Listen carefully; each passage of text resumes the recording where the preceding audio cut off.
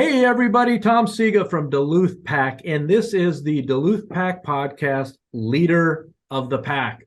Our very special guest today is Eric Johnson, attorney and partner, and we will get into that later, at Fryberger, Buchanan, Smith, and Frederick Law Firm. Eric, welcome to the podcast. Hi, Tom. Thanks for having me on. Oh, it's great to have you. And you are on all these podcasts that we've done. You're the first lawyer. And I hope you're not charging me here. So as we get going, so turn that little dial off over there as we get going here. But we want to learn all about you and your journey to not only becoming a lawyer, Eric, but we also want to learn about you becoming a partner now in a law firm, which I guess I would consider a large law firm, but you can tell us about it. So Eric, tell us, where did you grow up and what was your childhood like? Well, I grew up here in Duluth, Minnesota, born and raised. Grew up in kind of the Hunters Park neighborhood. Grew up on one of the sides of Hartley Park, so could walk out my door and get on the trails in Hartley, and just spent a lot of my very younger years exploring the woods with friends from the neighborhood, and putting the cross country skis on, riding bikes on the trails. Definitely the outdoors were a big part of my early childhood. That's what I always go to when people ask me where I grew up. So Eric, I'm familiar with this place that you call Hartley Park. And can you tell people a little bit more about that? Because they might be thinking it's just like this open park thing here, but knowing it, I mean, it's much grander than just that. Right. So, I mean, as far as I understand the history of it, it was at one time in the early 20th century, a privately owned large piece of land. There was farming done on it. There was recreation done on it. And over the course of time, the family that owned it donated it to the city of Duluth to be used as a park for Duluthians to get out and enjoy. And in that time, there's been cross-country trails built into it. There have been hiking trails. There's a pond for fishing and canoeing. It's just a big open space, one of many big open spaces we're lucky enough to have in our city, that is just kind of there for folks to enjoy, and we're lucky enough to have the city maintaining it for us, pitching in and keeping the space available for folks to use and enjoy, like I said. And I have to agree with you, because I've been lucky enough to have grown up near that area a long time before you, but it was such a great area to grow up. I mean, we'd go camping out there and fishing in the place that you're talking about. And I mean, heck, there's deer everywhere and bear and every other wildlife that you could think of out there. Yeah. There's it definitely an opportunity for kids, and my childhood kids kind of getting out on their own and exploring, and just figuring out what hurt when you fell down, climbing rocks and trees, and seeing new bugs and plants and animals. Yeah, it was a nice way to grow up, having that connection just out my back door. So I have to ask this question, because I know it's NHL playoffs right now going on for Stanley Cup, and you are second generation of a family that were quite accomplished hockey players, and you kind of led the charge for generation number 2. So tell us a little bit about that, growing up and playing. Yeah. So not only did we live nearby Hartley Park, but we were kind of just up the hill from Glenavon hockey rinks, kind of down in that Woodland Hunters Park area of town. So my dad, name is Steve Johnson. He was my first hockey coach. Spent a lot of late nights down at Glen Avon flooding with the other dads to get the rinks all in shape so kids could practice and play games there. And it was just kind of a thing that made Duluth really unique. Growing up, and you see other hockey communities, and particularly in the southern part of the state, that don't have kind of the neighborhood hockey program where it's run by volunteer parents and others from the community who just kind of wanted to have that place and opportunity for their kids. And I was very lucky to have grown up playing on the rinks at Glen Avon, walking home late at night when they turned the lights off on us. And growing up from there, played Pee Wee and Bantam hockey for Duluth East, high school hockey for Duluth East, and was fortunate enough to get to play hockey in college as well. My brother, 3 years younger than me, did the same, kind of followed the same route. Went beyond me. He played on a Division I hockey program, and yeah, it was a great way to get involved, meet folks, of course, and just beat the Duluth winters. Especially after a winter like we just had, or actually I'd hate to even say had, because it won't quit. Right. Yes. We've been through a lot this year, but hitting that snow record, something we can be very proud of now. And hopefully we don't sniff it again for quite some time. I'd rather have that early spring to get out on the golf course every year, but maybe next year. Yeah, exactly. And something you said there, Eric, and we'll get on to your professional career here, but you had mentioned about, and for our listeners who aren't from the North, talking about outside flooding hockey rinks, the fathers doing that, and then you coming up playing on outdoor hockey rinks before you started playing on the indoor stuff and the old, what they would call rink ratting or pond hockey. I mean, oh yeah, you're a testament of it on how fun that is and what a great youth that can be. Yeah. Just when you're on a team growing up, you've got practices, you've got games and all that, but when it's the middle of winter and you've got ice outside that you can go use, that's where you and your buddies kind of want to be growing up. So you either walk to the rink or mom or dad drops you off with your gear on a Saturday or Sunday morning, and you just kind of spend the whole day playing games with whoever shows up.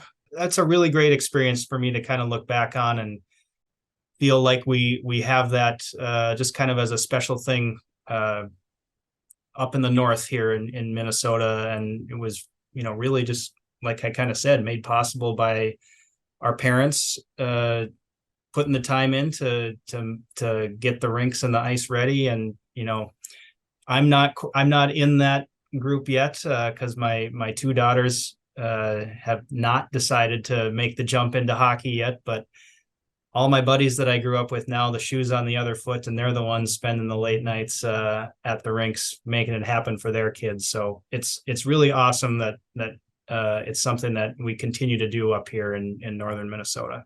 It makes me feel good to hear that the next generation of fathers is out there flooding those rinks like we all had to do and our fathers all did.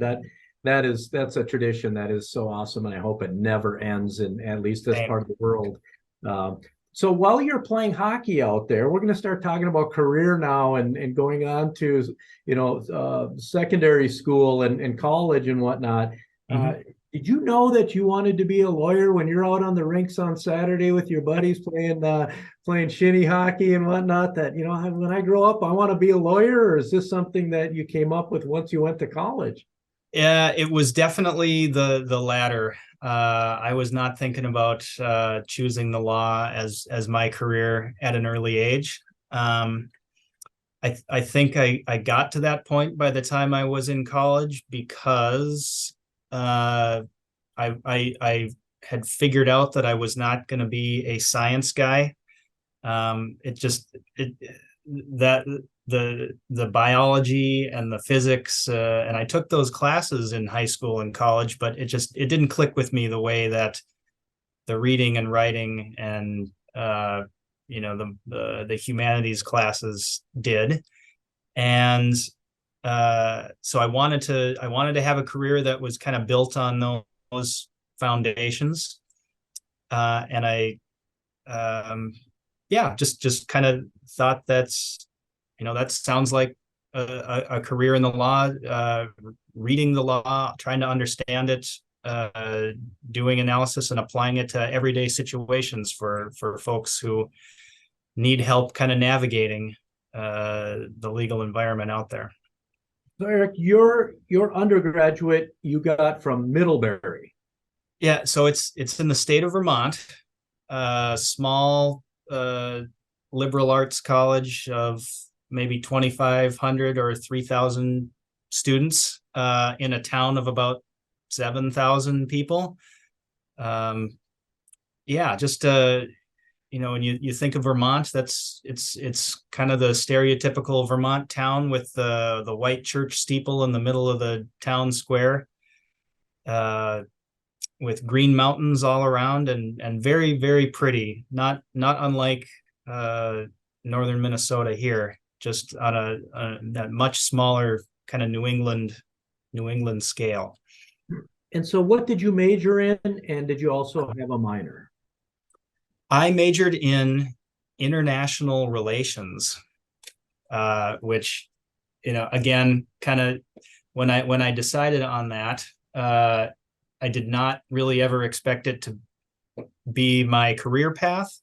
I took it more as, something where I would have an opportunity to study something that I was interested in during my undergrad years, with the expectation that I would go on to a career in the law.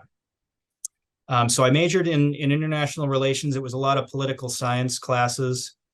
And I think the minor, actually, to think back on it, the minor was in political science itself. I think I also minored in Spanish.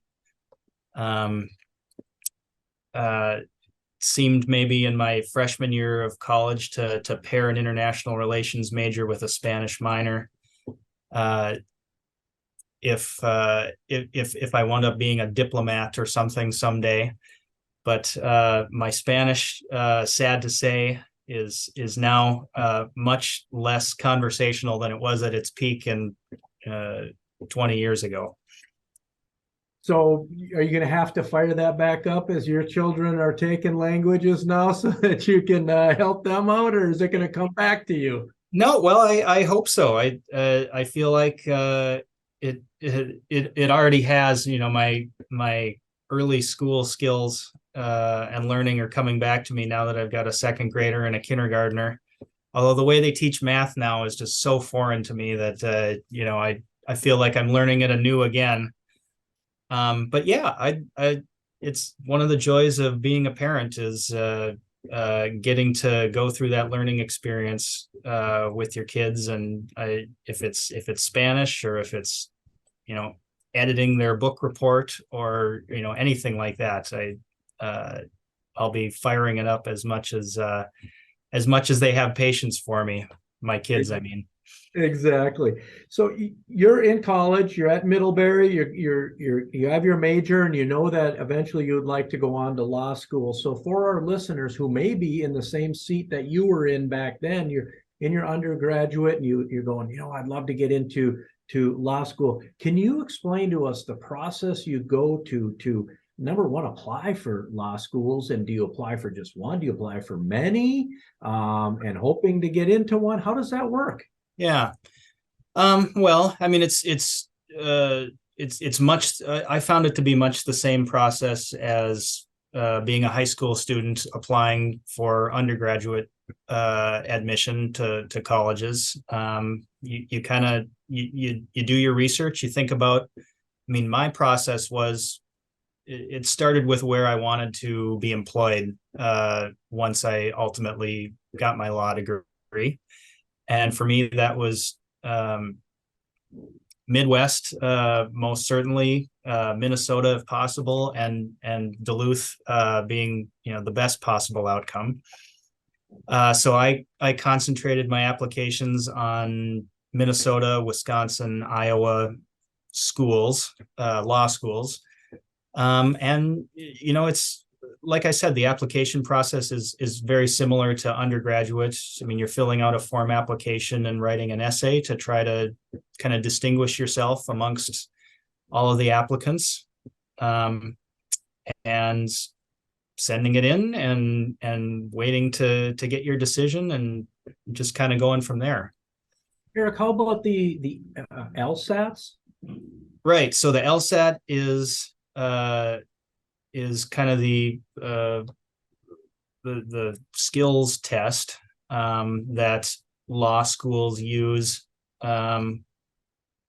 for evaluating. It's just, as far as I understand, it's just another evaluation tool that they use for applicants, much like ACTs and SATs are for many undergraduate schools. I don't know that it's necessarily required, but it's kind of one of those things where if people whose applications you are up against in an admissions office are all taking it, you kind of got to do it. And it definitely does not test how good of a lawyer one is going to be, one way or the other. It's a test that just tests your critical thinking skills, and it has a lot of logic games and teaches you to start thinking at least the way that you may have to once you're a practicing lawyer. Although, the fact patterns are probably not anything like you experience in real life, but they make for a handy test. So yeah, I did take the LSAT. I spent a lot of time doing a review course, just like folks do with other types of standardized tests. You want to prepare, read the study books, do the practice exams, and I actually did it while I was in Madrid, Spain, on a study abroad semester. Wound up taking the LSAT with maybe 15 other Americans who happened to be studying abroad in Spain at the time. I didn't know any of them. Just the timing happened to work out that way that I had to find a way to take the LSAT in a different country, which not many folks do, I suppose. Eric, were you able to do it online at that point, or how did you do that when you're, in a different country? So my review course was entirely online. So the school that I was going to there had a computer lab that I would use after class every day.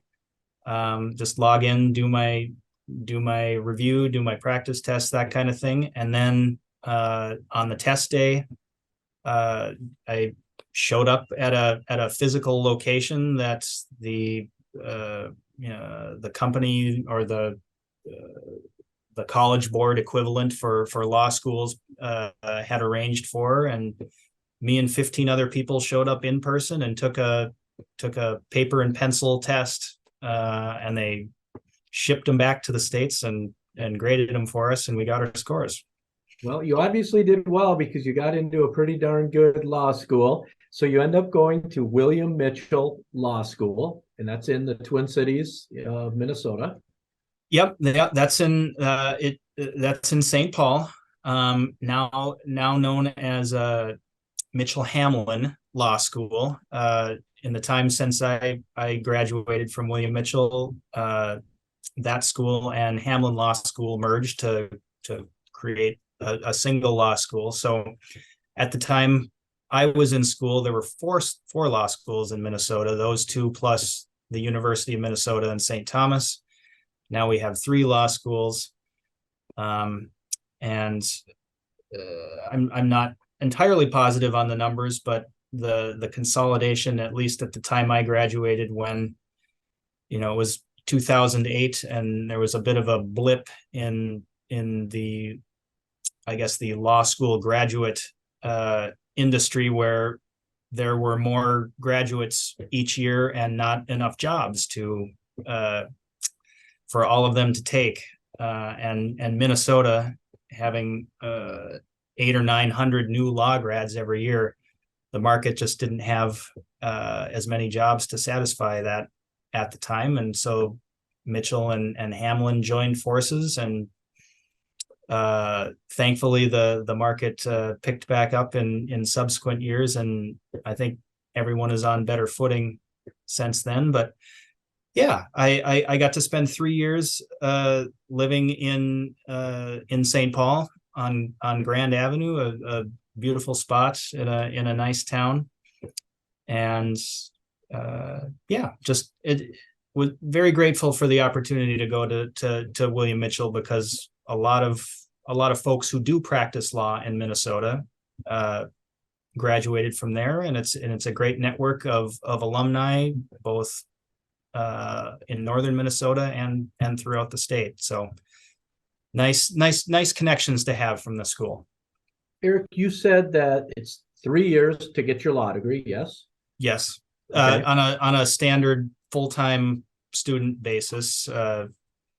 William Mitchell has always kind of been unique in the way that it offers part-time degrees. So if folks who are working during the day and want to take their law school classes at night, it's a flexible schedule. So 3 years not necessarily mandatory, but that's what I wound up doing. So you powered on through as a full-time student. I did, yes. Let's talk about internships, residencies, requirements of states as you're still in school before taking the bar exam. So what all goes into that? And can you tell us also a little bit about year one versus year two versus year three in law school? Because you hear Sure. stories from lawyers on year 1, 2, 3, and Yeah. the good, the bad, and the ugly, I guess. Yeah, and there's some good cliches that you hear about what 1L, 2L, and 3L years all do, and I don't remember exactly what it is. I think 1L is they scare you to death, 2L they work you to death, and 3L they bore you to death. Something like that. I could be off on that, but so yeah, so coming into law school as a first year, having had kind of a liberal arts type undergrad and being someone who was drawn to the law because I enjoy reading and writing, the biggest change for me was really kind of relearning the writing style that you need to utilize being a lawyer. For me, growing up and through undergrad, I always thought that the writing style that you read in fiction novels and other things, and even nonfiction novels sometimes, but I was always more drawn and a reader of fiction. I brought that style of writing that I'd kind of developed in my undergraduate years to law school, and found that it didn't really fit what we're trying to accomplish when we write legal documents. It's you don't want to have any wasted words, and the kind of the flowery descriptive writing style that you will see a lot of times in poetry and fictional works, it just doesn't apply. It's no nonsense, and something I had to learn very quickly, and it had some good direction from my professors in kind of refocusing that. And so law school, it's not unlike undergrad in that your first year you're kind of taking your basics classes. You have your real property class, your torts class, your contracts class, your evidence. That might have actually been 2L. Evidence, civil procedure. Just kind of covering the basics of all sorts of areas of law that affect folks' everyday lives, and the majority of lawyers spend a lot of their time working in. Whether you're a real estate transactional lawyer, a contract writer, or a civil litigator, or a criminal defense attorney, you get a little bit of all of that in the first 2 years of your law school career. Third year, you're working. I'd say, at least in my experience, it was much more. You had the opportunity to pick your specialized classes if you wanted to drill down on Article 9 of the Uniform Commercial Code, or do an advanced trial advocacy class. A lot of folks by that time had kind of decided what track they wanted to come out of law school and pursue, and the third year was the opportunity to kind of point ourselves in that direction. And what direction did you, Eric, decide to go? And then we'll get into some of that as we go forward on what your expertise is now. Did you know that America's original manufacturer of canoe and kayak stabilizers was recently featured on Fox and Friends? Spring Creek Manufacturing was recognized on Fox News for being a leader in the Made in the USA industry for their top quality truck racks, the world's best camp saw, and their assortment of water sports equipment, including stabilizers for canoes, kayaks, and stand-up paddleboards, as well as their canoe seats and motor mounts. Enjoy an exclusive 15% off, yes, 15% off your next online order at springcreek.com with the code LEADER15, that is LEADER 15. Exclusions apply. Now, back to the podcast. One of the things you'd asked about before was it a residency or any kind of requirement for kind of practical work while you're getting your education. There isn't anything like that that I would analogize to a medical school residency for lawyers. One thing that would be maybe most analogous to it that I was fortunate enough to take advantage of was I got to be a summer law clerk at a law firm in the Twin Cities. Just working an hourly job, 9 to 5 in the summers to I guess pay my rent and get some practical experience in the law as well.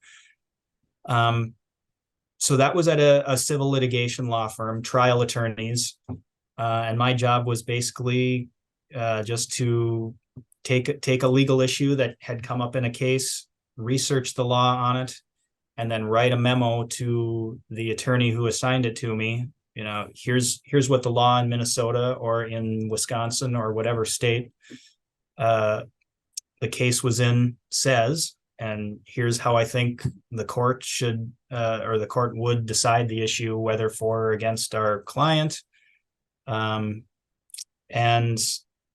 tasks similar to that, where I'm just being assigned research and writing and analysis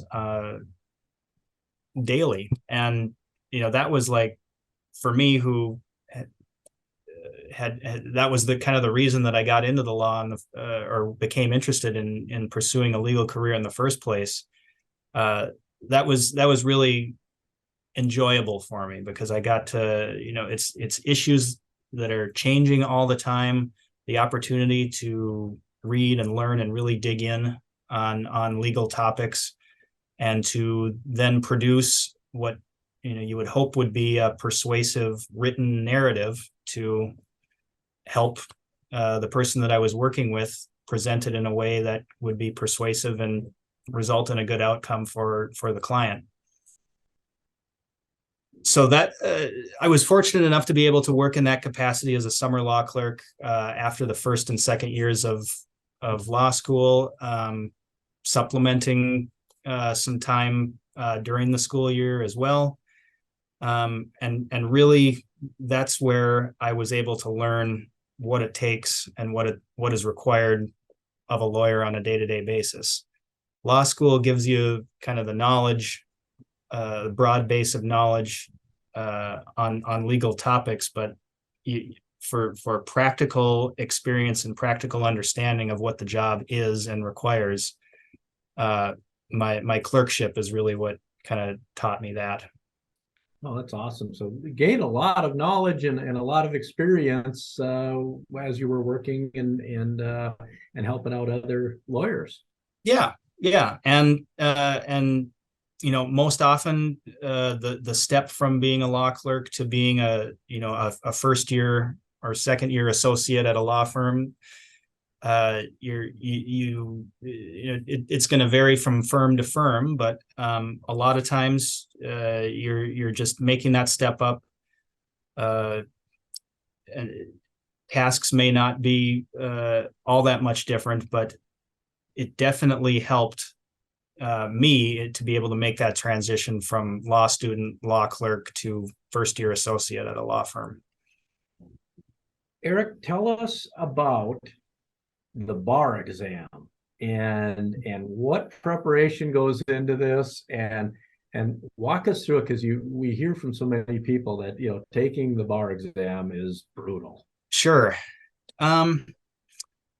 So this was 15 years ago for me, so I'm things may have changed since then, but again, the bar exam is what in Minnesota is required to get your license to practice. You need to have a bar license. For me, I took it in July after I had gotten my law degree in, I think, May. So it was a 2-month time period where you basically your 9 to 5 or much earlier to much later job becomes studying for the bar. And it most often it will cover topics that you took classes on in law school. So you have sections of the bar exam on real property and contracts and torts, etc. So a lot of it is stuff that you will have lived for at least a semester at some point along the way, but just kind of going back to your class notes isn't really going to cut it for most people. So me and all the people that I went to school with and studied with, we signed up for the bar review course. So it's a few hours a day meeting in a group, getting a lecture. It's just kind of like going to law school all again, except it's review of stuff that you learned in years past. It's just it's a really long test, and it's essay writing. It's I think when I took it, there was multiple choice, but it's a 2-day exam with elements of multiple choice and essay writing on all, maybe 7 or 8 different topics that are selected each year by the Board of Law Examiners. And I don't think it's the case, but I don't think they tell you what topics are going to be on the exam each year. There's just a pool that over the course of time, people have, come to recognize that it's, the 7 or 8 on your exam are going to be among this list of 20 or something. And you have to study for all 20 because you don't know which ones are going to be on there. And it's an experience it has earned its reputation of being a little bit harrowing, but for me, anyways, it was important to remind myself that the test that I'm studying for is stuff that I have lived for the last 3 years, and that I was going to be prepared for it one way or the other. And just kind of keeping that mindset helped me kind of power through the long review days, where you felt like you just kind of wanted to give up and not do it anymore. But the test days finally came. You feel nerves sitting down for many hours working through timed tests, but again, it was just kind of something that felt like you had put the time in, not only over the 2 months between graduating and test day, but in the 3 years before that you just feel like you've put the time in, and you should do well as long as you feel confident that you've done your best up to that point. Eric, well, as I was watching you speak and talking about the different parts of the bar exam, we're doing this over a Zoom. Yeah, I could see your expressions changing as you were thinking through the different parts of it. And I didn't mean to put you through the pain again. oh, no, it was, it definitely is a one of a kind experience. The last time in my life that I've spent hours and hours and hours just dedicated to learning to learning random legal topics. I get to do it on a much smaller scale every day here, but it's not nearly the amount of time and mental and emotional energy that was. So I was fortunate to only have to do it once. No, congratulations, 15 years ago, right? So our very special guest today is Eric Johnson, attorney and partner at Fryberger, Buchanan, Smith, and Fryberger Law Firm in Duluth, Minnesota. Eric, let's move into some of your specialties now. Well, first, before we get there, let me ask you one question. I read that you are licensed in Minnesota, Wisconsin, and North Dakota. Do you have to take the bar for all three of these states because the punishment wasn't bad enough the first time? No, fortunately, I did not have to take. I have not had to take a bar exam anywhere else. I am Minnesota and Wisconsin have reciprocity. So once you have practiced for a certain number of years in Minnesota, you can apply to Wisconsin and just say, here's my Minnesota law license. Here's my history of practice. Here's my 3 or 5 references. Will you let me in? And Wisconsin's nice enough to do that for us. North Dakota, I was admitted to practice for one case in federal court in North Dakota. So I don't know if I've needed to keep that up or not, but that was some time ago, and certainly not an active practitioner there. Just this week, I became a licensed attorney in the state of Arizona. Also, have a client who does a fair amount of work out of their Arizona office. So it was thought to be a good idea for me to maybe get my licensure down there. That was it wasn't a bar exam, but I had to take about 10-15 hours of video learning just to familiarize with some unique aspects of Arizona law. But other than that, the application process was much the same as when I became admitted in Wisconsin. Just able to apply my years of practice in Minnesota toward the Arizona application. As we started out the podcast today, Eric, we talked about how brutal this winter was. I'm not sure if you're aware, but the winters, now that you're licensed in Arizona, the winters are a lot more mild down there, and I've been told they have good golf courses. Right. Yeah. I definitely have ideas of doing some visits down there in the winter months when I'm able to. So definitely some benefits. Hopefully we'll go with that new law license. Take advantage of it every moment that you can, especially in about a 6-month period, which I think we all know. So Eric, let's fast forward a little bit now and talk about the areas that you specialize in.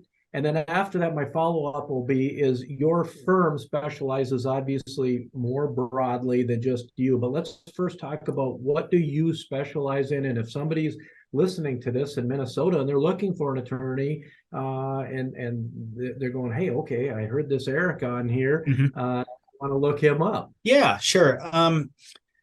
So personally, I try to I try not to have just one quote unquote specialty. I try to know enough about a fair amount of things that I can be, both helpful to clients and helpful to others in my firm who may be more specialized.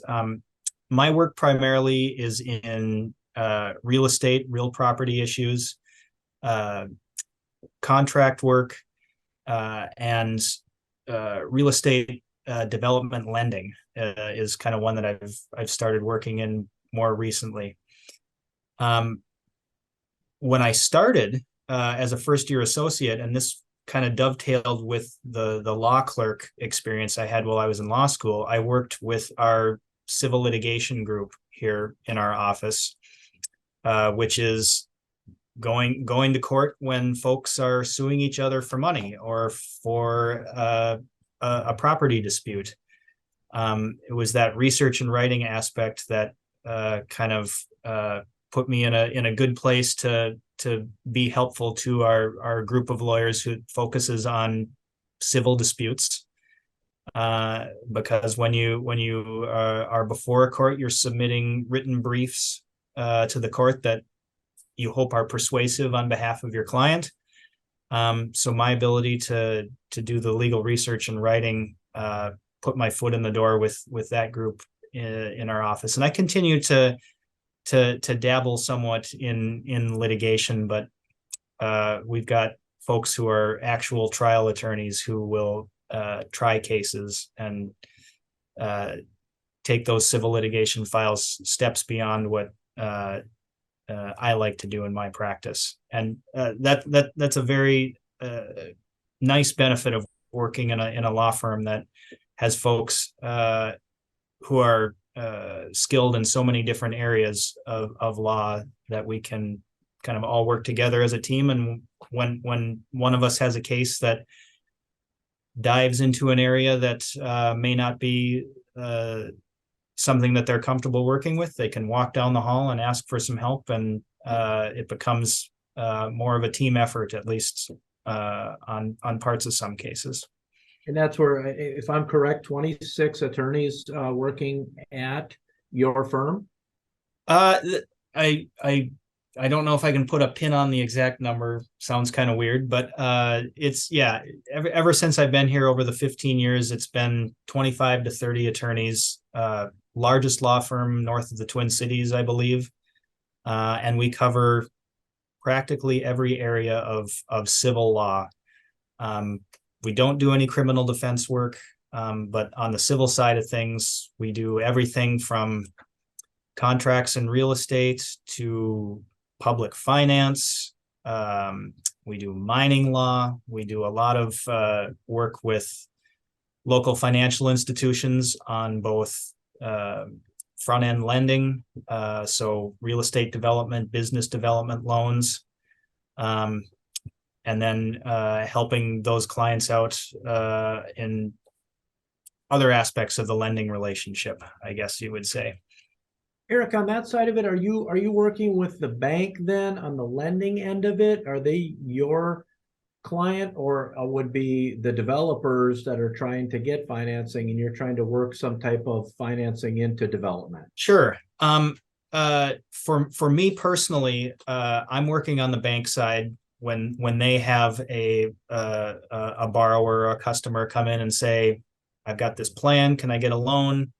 The bank underwrites it, decides whether it's something the bank wants to provide financing for, and when they I guess even earlier than when they make a decision, they will come to our office and ask questions about legal implications of projects, or or whether or not to make the loan. And then once the decision has been made to go forward with it, we will help the financial institutions prepare the legal documents that will govern the lending relationship. A lot of times borrowers are providing real estate as collateral for the loan, and we're doing a lot of the title work, reviewing title reports and advising the client on the title aspects of the lending that they're doing. Others in my firm will also represent the developers looking to get the loan, looking to develop their business and use our clients or use bank financing to further that. And so it's definitely not just a one-sided job that we do here. We work with both lenders and businesses on loan work.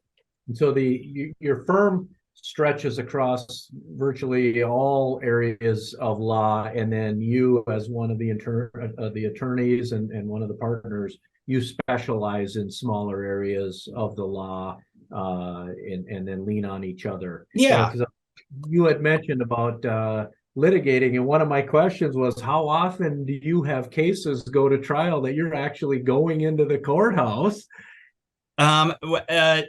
For me personally, not very often. I've tried one case, and it was a win. So that's I'm batting 1,000.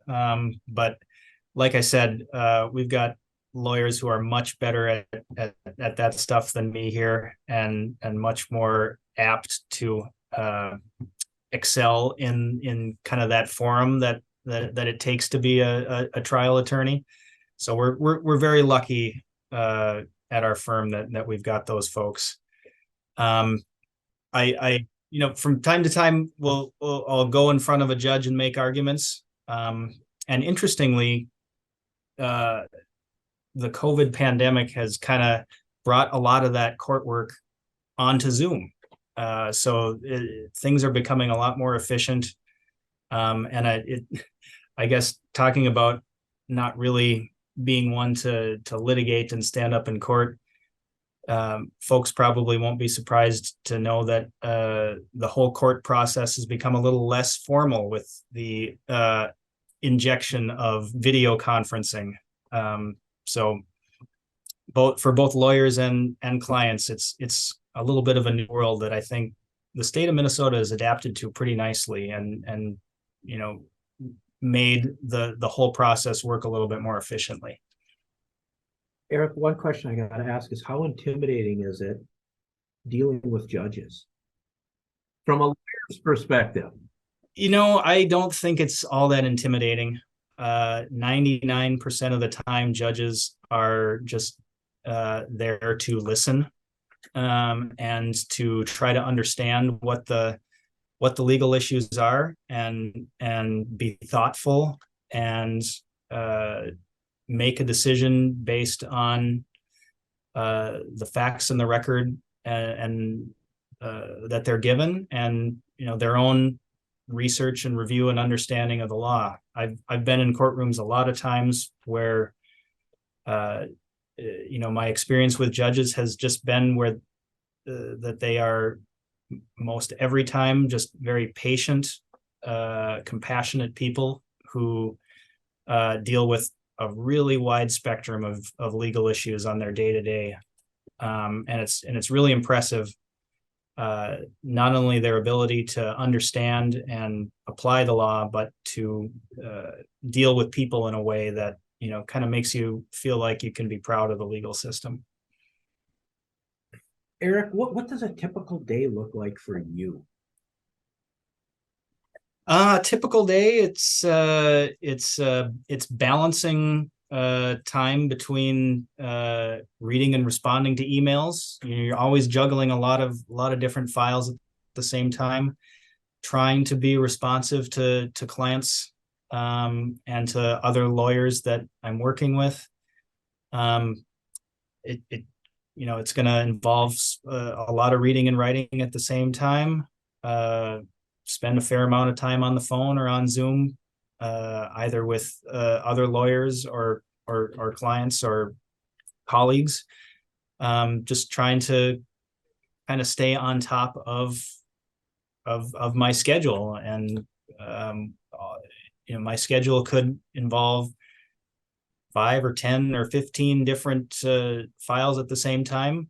And just being able to kind of jump from one to the other is definitely an acquired skill.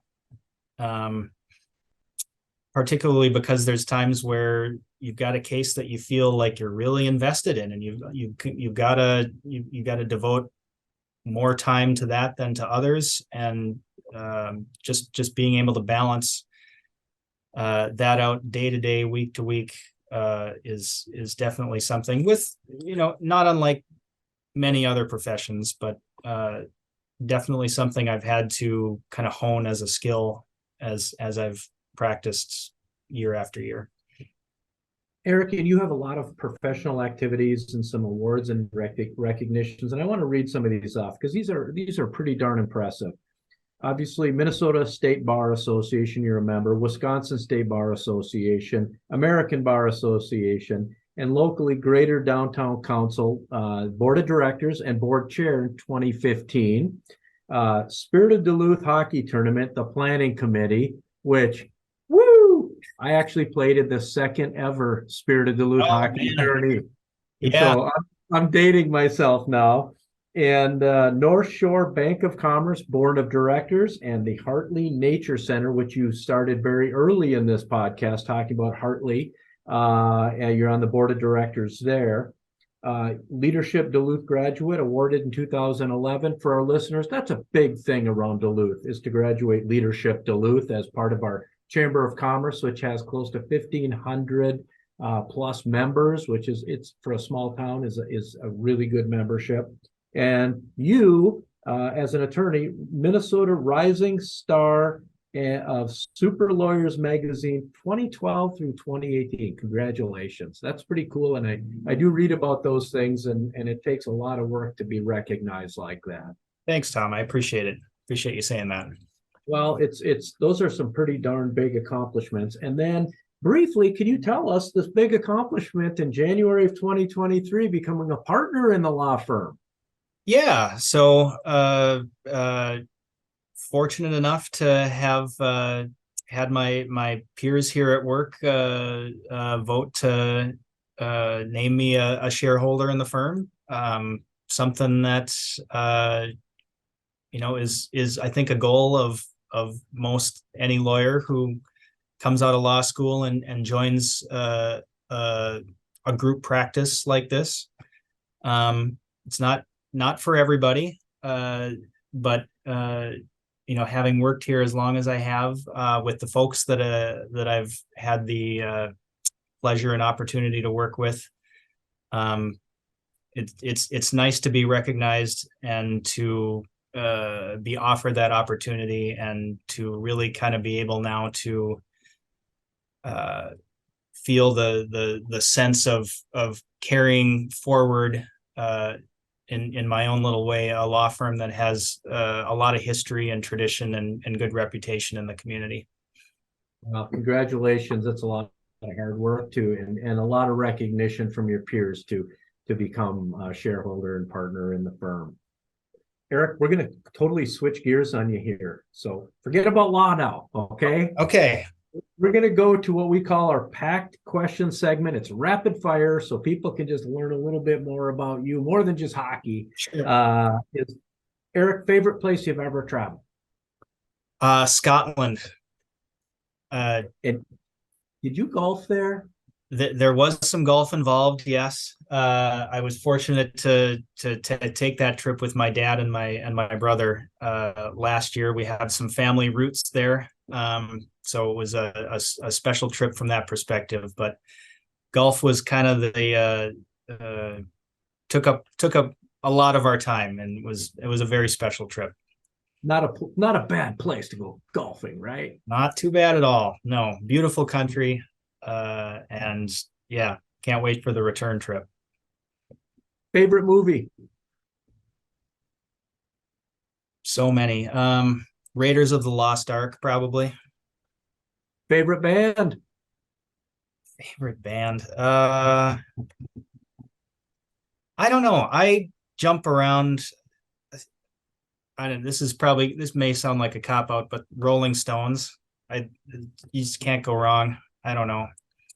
You know, all the podcasts we've done when we asked that question, I think you're the first one that said the Stones. I mean, they're not from my era, but I don't know that I don't know that there's a bad Rolling Stones song out there. It's just I like it a lot. I think it's great. And Eric, best piece of life advice you have ever received? I every day before I went to school as a kid, my mom told me to be kind to everyone that I came across that day, and that is something that I've tried to carry forward every day, and it's very simple, but it is very satisfying to be able to interact with people in a kind way, and yeah, a way of honoring my mom as well, I'd say. Oh, good on you. Folks, today our very special guest is Eric Johnson, attorney and shareholder at Fryberger, Buchanan, Smith, and Fryberger Law Firm in Duluth, Minnesota. If you need a really good lawyer, we know one. His name is Eric Johnson. Eric, thanks so much for being here today. Tom, I had a great time. Thanks for having me. Thank you so much for spending the time and enlightening us on what it's like to be a lawyer and every day, but getting to be, all the schooling and education to get there. So thank you for being here. And folks, until next time, unplug from the indoors and recharge in the outdoors.